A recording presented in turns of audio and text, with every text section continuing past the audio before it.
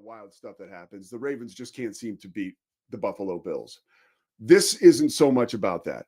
I don't even want to talk about the game. I want to talk about the moment where Lamar Jackson shoved the fan in Buffalo at Rich Stadium, the last year of Rich Stadium, by the way, historic Rich Stadium. And we've seen the clip many times by now. The fan slaps DeAndre Hopkins on the head. Then he slaps Lamar on the head because Lamar likes to do, a touchdown celebration near fans. Now, and the fan hits these guys like rather hard, okay?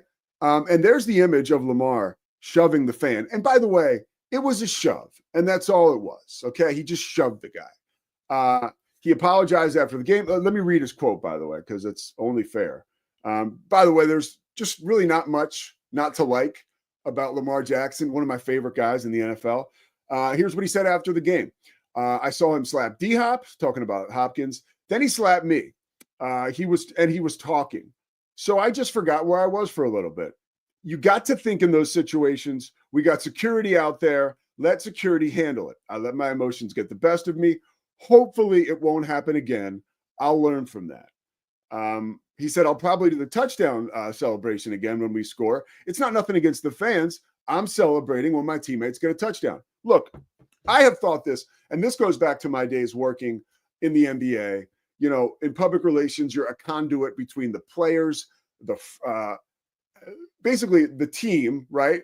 You're a conduit for the team, which involves players, front office, and to the media, right? And fans, and even in Charlotte, and especially when we will go on the road, but definitely in Philly, the things that fans just say to players, I promise you, I would never condone it. I'm surprised they don't go in the stands more often.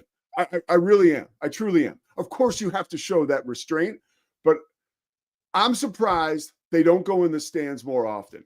This guy, this fan, you can do whatever you want. You can't physically like assault these guys. Now, was assault strong word, but you get what I'm saying.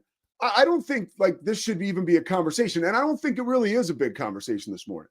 But that was one thing when I woke up, I was like, he shouldn't even get in trouble for that. They're going to have to do something just for precedent and how it's set. But it's not okay.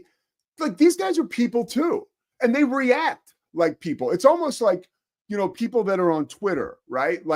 Of course, you're going to come at somebody on Twitter or online because you're not going to see them, right? Same thing. At a game like that, you have security guards everywhere. You feel protected as a fan, so you can act out. You can act like a fool and think you're going to get away with it. Lest anyone think that these guys don't have emotions and aren't able in the moment or are unable at times to control those emotions. Again, it goes back to what I said last week. Football is one of the most interesting sports. And I know this is a reach, but it's like being a fireman or a police officer or a soldier that goes to battle. And here's what I mean. We ask these guys or expect of these guys to be complete gladiators, right? For the 60 minutes that this game is being played on the football field, and usually in between the whistle, right? Whatever it takes to get them hyped up.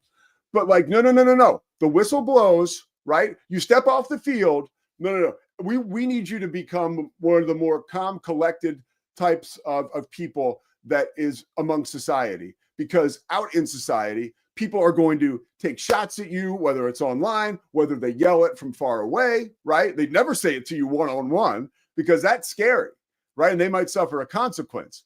But when they're protected, whether it's behind a keyboard or a security guard or a stanchion, they feel that they're at liberty to do whatever they want to these players. And once in a while, when a guy gets riled up and returns the favor, I don't think he should be held to the ultimate consequence, and I don't think we should be shocked. Okay, so that's my soapbox there. And by the way, Lamar, at some point...